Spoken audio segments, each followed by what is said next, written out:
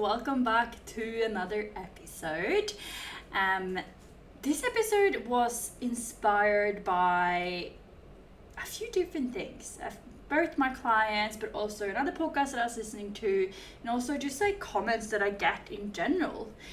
So this episode I wanted to really make about body image, and this is something that I myself have struggled with a lot, and I know so many of my clients are struggling with. And when you are someone who struggles with binge eating or disordered eating, you most likely are going to struggle with body image as well. And a big part of this, I think, is coming from diet culture, and especially us women who've grown up in the 90s. Like, if you grew up at that time and you were watching things like The Simple Life, Baywatch, Top Model, OC, your idols were like the Olsen twins, or you watched Bridget Jones, or Lindsay Lohan, or any one of those like kind of shows, you would have been very receptive to the diet culture that was the 90s, when we were told that being skinnier is better, that size 0 is like the ideal weight for a woman. Like, I remember even watching Bridget Jones on the plane back here to Bali from Sweden this time, and I'd completely forgotten about this, but she got on the scales and she was like, need to lose 2 stone or something like that, and she was literally 60 kilos when she said she needed to lose like 10 kilos. I was like, what the hell? I mean, okay, I probably completely butchered those numbers, but anyway, she needed to lose weight and she was literally like 62 kilos or something like that, which is fucking nothing. Like, I don't care how short you are, 62 kilos is never going to be overweight. Like, that is very, very small for a adult woman. And of course, we're gonna get into this mindset that we need to be skinnier, we need to be under a certain weight to be good enough. Like, I especially remember when I used to be, like, when I was constantly dieting, and I had this, like, 60 kilos was like my magic number. Like, I needed to be under 60 kilos to be good enough. And I remember I was living in Norway in this share house where so when I was living in Norway, this is funny backstory, I lived in Norway for 2 years before I moved to Australia, and we literally lived, I think it was, at one point it was 11 of us in a 4-bedroom apartment. Like, we lived on top of each other. Me and my best friend at the time, we were sharing a room, both had a double bed each, and we both had one of our other friends each in those double beds. So 4 people in one room, 4 girls in one room. Like, I honestly don't know how we did it, but yeah, it was a fun experience. I could not do it now, but I'm so glad that I did it. 10 years ago, insane. Anyhow, I remember I was standing in the kitchen one day, and one of the guys who we lived with was like, how much do you weigh? And I'm like, I lied and I said 59 or something like that.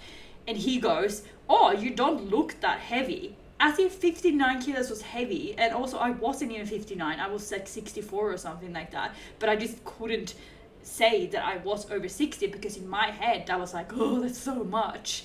And then for him also to say that, oh, that you don't look that heavy, yeah, this just sent me into this like complete, I mean, my eating was already bad at the time, so this has just confirmed the belief that I already held about myself, that I needed to be skinnier to be better. So I guess it's another pointer, like, be very mindful when you comment on someone's weight, no matter if that is saying, oh, you lost weight, or you gained weight, or oh, that's a lot, or that's not that much. Like, you never really know what someone's going through. So I think that we all need to be very, very careful of what we do say to people. I also wanted to celebrate a few of my clients today, because I literally just checked the Empowered Woman group chat. So for those of you who don't know, my program, The Empowered Woman, has a group chat on WhatsApp where the girls and I are talking basically every single day. Like, I don't usually reply on the weekends, but I will reply Monday to Friday multiple times per day. And in here, it's like, the girl group that you always wanted, but you never could really find. Like, when I started The Empowered Woman, I didn't really have friends where I could talk about nervous system regulation, or inner child healing, or feeling anxious, or like not knowing what to do with someone, because everyone that I was around was very much just projecting their own trauma onto my experiences and trying to give me advice based on that, or they couldn't hold me in the times where I was feeling anxious or I was feeling dysregulated, or they weren't interested, or they just didn't know how to deal with it. And that's fair enough, each to their own. But when I first started the Empowered Woman, I remember I was like, oh my god, it's so nice to have a group that can actually that gets me, that can talk about inner child healing and past experiences and be like, oh my god, so cool, now I understand why I react like that in that scenario. So that's one amazing thing with the Empowered Woman, that the group chat is just, I love it. It's like my best friends, and girls who are listening to this, I will 100% be throwing a Bali retreat next year. I just need to get, what is the saying? My horses in line. I just need to figure out all the details, but you will obviously be the first to know, and it'll be very bougie, and it will be very gorgeous and fun and healing and transformative and all the amazing things. So cannot wait for that. Anyhow, another thing with the Empowered Woman is that we have the weekly modules that get released every 7 days for the girls who join up. So someone just posted there today, for example, that she just watched their inner child video and that it was reminding me of her childhood, and she was finally able to figure out why certain things really triggered her.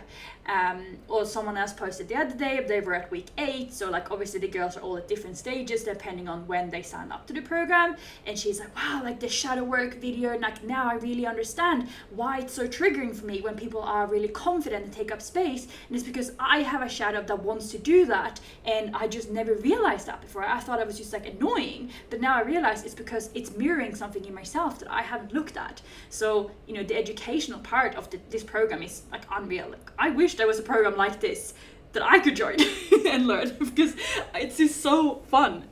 And then we also do the weekly group calls where the girls get one-on-one coaching from me in the call, where some people just honestly just come in and listen, and it's like a podcast basically for them, where it's like a live podcast, I guess. And some people ask questions, and then someone might ask a question and someone might be able to relate to it and give their perspective, or even just say wow, I could relate to that, you're not alone in this. And that's I think that so many people struggle with. They think that they are completely alone in things, when there's actually so many people who struggle with the same things. I can guarantee you, how many years have the humankind been around? Fucking millions. There's someone out there that has the same struggles as you, or has gone through the same struggles as you. 100%. There's so many people in this world. Of course someone is struggling with the same stuff as you. So no matter what it is that you're going through, you are not alone. I can guarantee you that you are not alone. Absolutely not. So please don't ever feel like you have to go through your things alone, because you don't. So the last thing I'll say as well about the Empowered Woman program is that I obviously have the two different options. I have the premium, which you get the fortnightly calls with me, or I have the signature, which you get the monthly calls with me. The difference between these are obviously the call time. You get more call times with premium, and we go for a bit longer, and you also get the premium. I will reply to you a bit more often during the day, and I will also, give you the priority call times because you are paying a higher membership price. The signature is still such an amazing option, and it is my most popular one, because you do still get that WhatsApp time with me. You do still get the monthly calls. You do still get the weekly calls in the group. It's so transformative if you allow it to be. So if you actually commit and you show up on the calls and you communicate in the group and you talk to the girls and you're being vulnerable, you do the modules, you come to the calls with me, this program is going to change your life. It's not even a matter of if, it's when will you join and let the program do its thing, because it will change your life. That's just there's so much proof of it already. So yeah, body image. There's me going on a rant, and there's my notification that I have a call in half an hour. But this podcast will not go for too much longer. It will. I'm rambling today. I can tell I haven't podcasted in a while. Yes. So body image. I truly believe that social media has really enhanced the problem, because we are constantly just in our face with, this is how beautiful I am today, or this is how gorgeous my ass is looking in these pants. And no one really posts the days that they feel off, and even if they do feel off, they will still suck their stomach in and be like, oh, we're feeling so bloated and fat today. And I think it's a lot to do with validation, for sure, that people want other people to say, oh no, you look great, because it makes them feel temporarily better. But then also sometimes it can genuinely be that that person does feel fat or big or whatever it is that day. Not that fat is a feeling, but you know what I mean. And they just want to share that, and maybe, you know, that maybe that's their, like, maybe they feel bloated because that's how they look like when they're bloated, and that's not normal to them. So it's hard, because I can so understand that it's triggering when you see someone who's super small, like a size 4 or size 6 or 8 or whatever, and they're like, oh, I'm so bloated today, and that's like your normal size. I can 100% see how that is triggering, but I think we also need to understand that everyone is going through different things, and what's like not normal for them is going to be just as triggering for them and annoying and hard and tough to deal with for them as it is for you to deal with being overweight or being bloated from your normal size, whatever that might look like. And this is different in social media, that it really just kind of puts us in this room and like, oh, compare yourself to all of these people without giving us any backstory of what they're actually going through, how long they've been going through it, you know, why they're going through it, what they're doing to overcome it, like what the rest of the day looks like. We only really see what they choose to put out there, and we do really need to remember that everyone has insecurities, everyone has limiting beliefs, everyone has things that they struggle with. So something that really helped me, like, really feel confident in my body was, first of all, moving to Bali, because everyone here walks around in shorts and bikinis all the time, and also it's too fucking hot to wear anything else. Like, you cannot catch me dead here wearing long pants and a shirt. Like, it is too hot. I don't care how uncomfortable and how insecure I feel that day, I will not wear it, because I will sweat my tits off. Like, even today I'm wearing a crop top and short, and I'm dying because it's so muggy. So that's one thing. It literally just pushed me out of that comfort zone of like, you don't have a choice. Like, I don't care how insecure you're feeling, how bloated you're feeling after the weekend or whatever it is. You're wearing a crop top to the gym, and you're wearing shorts because it is too hot to wear tights and a big t-shirt. It just does not work. Same thing happened when I lived in Bondi as well. Like, that was also very much like forced me out of my comfort zone. But then I found Bondi also triggering and also healing, because it was triggering because obviously there's so many gorgeous, super fit looking people there, and some days I definitely did catch myself like comparing myself to others, and that could sometimes be a bit triggering, and it could lead me to like not wanting to wear certain things, and it was a bit easier to cover up there than here. But here you don't have a choice. Like I said, it's just too fucking hot. So you're just like, whatever, I'm just gonna roll with these insecure thoughts, and I'm just gonna go for it anyway. So I think that's one of my biggest tips, is to, like I say this to my girls all the time, you can't choose your first thought, but you can choose your second. And that's the thing here. Like, yeah, you can hear the thoughts, you can hear all this head noise about not being good enough, and not doing this and not doing that, and being too fat and too this and too that. And then you can still choose to wear the crop tops. You can still choose to wear the tights or shorts or whatever it is. And I think that if you're someone who feels really, really insecure, and you're listening to this, like, Ellen, it's easy for you to say, you know, you wear shorts all the time, you've done for so long. Yeah, but okay, well, if you feel really insecure wearing shorts, what is like the next step that you can take from wearing what you're wearing now? So maybe that looks like wearing tights to the gym, and maybe that looks like wearing tights on a walk. Maybe that looks like wearing a crop top at your house when it's just you and your partner or your friend or family or something at home.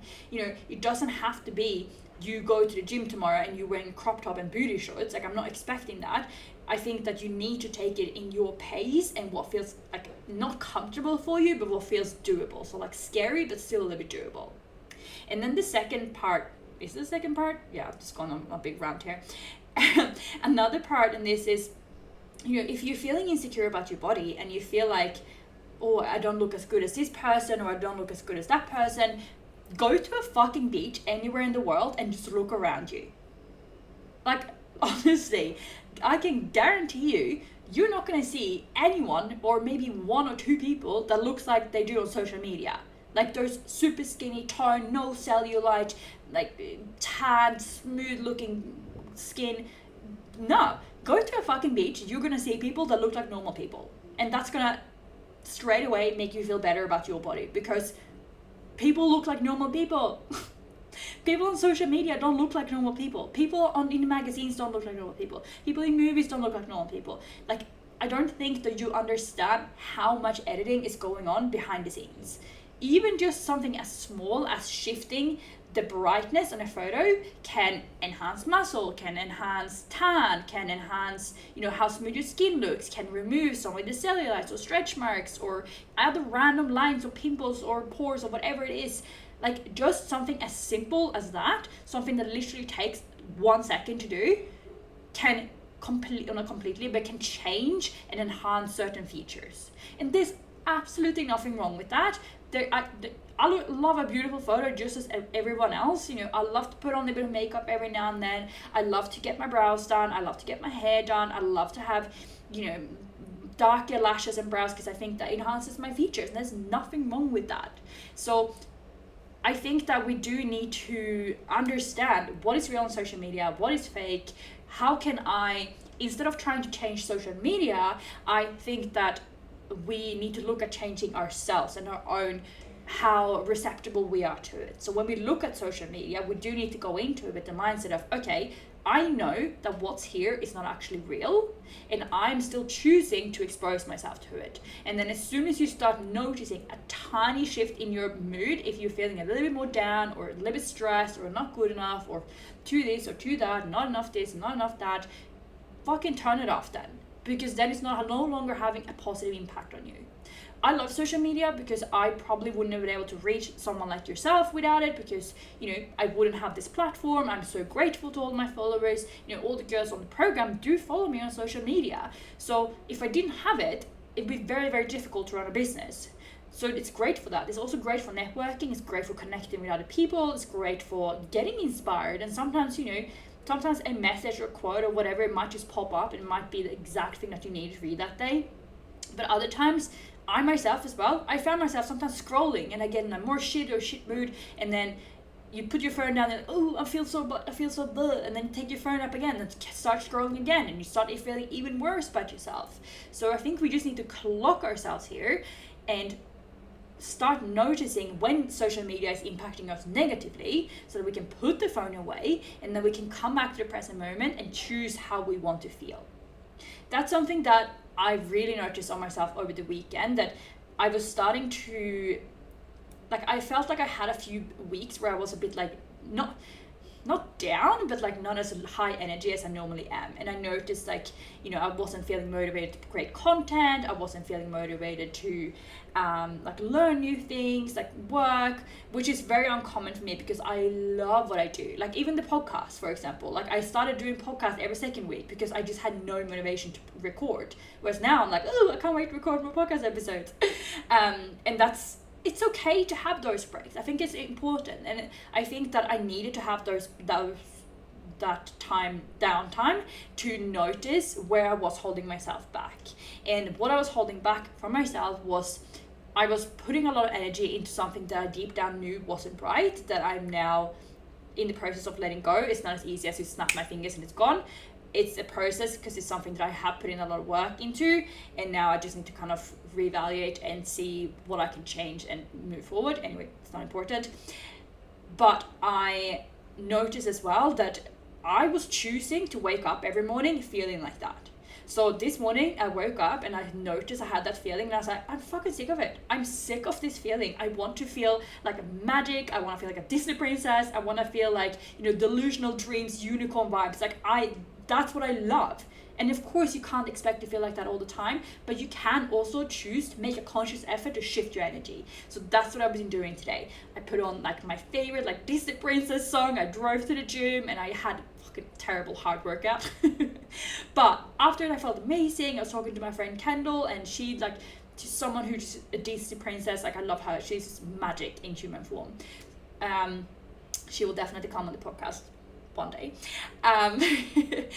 But I've chosen that feeling, and I chose to do activities that I know is going to help me enhance that energy. And I know that I am, creating this life for myself, and I'm choosing that. And you can do that too. But that's not going to happen when you keep scrolling on social media and when you compare yourself to other people. Because when you're comparing yourself to other people, you are literally giving your power away to them. And your power belongs in you. So I think one of the first episodes I recorded here, I was talking about you being a power bank of energy. Imagine yourself as this fiery ball of energy that has an unlimited supply of energy. There's so much energy in there. And that is completely wrong. Not an unlimited supply of energy. You have a limited supply of energy, and that's your energy. And this energy needs to be cared for. It needs to be, you need to have sources that you can plug into, and then that brings you energy. So this could, for example, be meditation, journaling, listen to your favorite music. It could be the gym, it could be nourishing your body, showing up for yourself, doing your skincare, having a goddess day, dancing around, like playing, whatever it is for you. That's important to fill your energy up. But what happens with a lot of people is that they have this amazing, beautiful energy, and people see that. And sometimes people take advantage of that, not even consciously. Sometimes people just do it because that's, they're used to sucking your energy, and they don't even know that they're doing that. So then it's up to you to see that. Because what's going to happen is that you are going to be a power bank with a gazillion different cords plugged into, and all of these different other things are taking your energy. And what's going to happen with the power bank? Well, it's going to go flat, and there's not going to be any energy left for yourself, because you've given all of your energy to all these other people. So this is when you need to take a moment to stop and look at what you're doing to yourself. Where are you giving away your energy? No matter if that is body image, like comparing your body, your binge eating, certain things that you no longer need in your life, people pleasing, having your boundaries, saying you can't do things, doing things that you don't like, all these different things that you are giving your energy to. But when you in fact could just unplug that cord and say, I am responsible for this, I am responsible for my energy, and I no longer want to spend my energy looking at other people that make me feel jealous, or even just looking at Instagram and choosing to feel jealous, looking at other people and choosing to feel triggered by them because they trigger something in me. You making a conscious decision to react. So whenever we have reactions, this happens in a survival state. It happens because we have to, like when you are reactive, you're acting on autopilot. That's literally what reacting is, acting on autopilot. When instead, if you can learn to come back to regulation, so acting from a place of responding, this is when you're going to be able to make conscious decisions and choose where you actually want to spend this energy, this precious energy that is yours. Where do you want to spend this energy? Do you want to learn about yourself? Do you want to meditate? Do you want to journal? What do you actually want to do? Because this is where you're going to find your most empowered life. In this conscious energy where you are regulated, your nervous system is regulated, your body feels safe, you feel in charge of your actions, and you feel fucking powerful. So that's what I want for you. And if that is something that you want for you as well, let me know. Let's have a chat. The Empowered Woman is such an amazing program. It's not just for binge eating, as you probably know from listening to this podcast or any of my other episodes.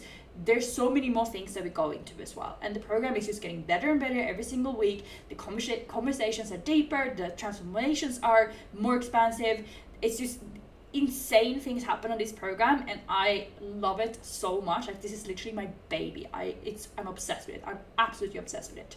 And if you're listening to this and you're not in it, what the hell are you doing? You need to be in it, because I know that you want these transformations yourself. And free content will only get you this far, literally this far. That's it. Because you cannot see your shadows. That's what I'm there for. I'm there to literally have a flashlight and see, that's why that triggers you so much. Or this is why you're holding yourself back. That's why this pisses you off. That's why you're not getting what you want. Because you can't see that. That's why you keep repeating the same self-sabotaging patterns over and over and over again. Keep yourself stuck. So anyway, I'm going to finish off here because I do have a call with one of my amazing, beautiful clients after this. So I'm going to leave it here. I have all the links for my program in the show notes. Make sure that you do apply. Send me a message on Instagram. Let me know what you thought of this episode. If you have any questions, I'm always so happy as well to jump on a call with anyone. This is free of charge. This is, there's no obligation to sign up or anything like that. It's literally just you, me, chatting. I want to give you some practical tips. If I'm the right coach for you, amazing. If I'm not, I can probably find someone that is. So let's have a chat. Let's connect. Love you for listening. Thank you so much. You're amazing. And I promise podcasts are going to start coming out weekly from now on. Okay. Thanks, guys. Bye-bye.